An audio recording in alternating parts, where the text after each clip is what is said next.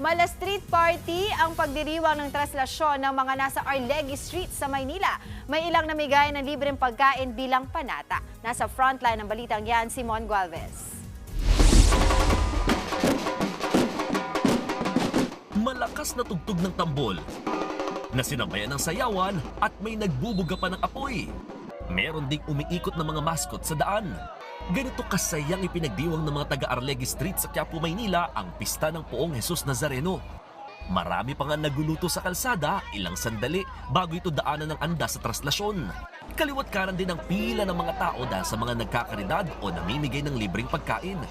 Tulad na lamang ng tindang ito na hindi muna nagnegosyo. Taon-taon na raw itong panata ng may-ari tuwing kapistahan ng Nazareno.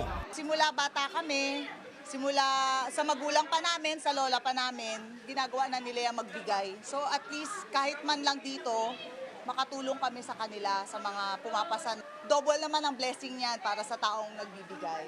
Ang tindahan naman ng Maranao na sinoli, dinudumog din. Kahit ibang reliyon po natin, para sa amin po mga Muslim, pantay-pantay po lahat.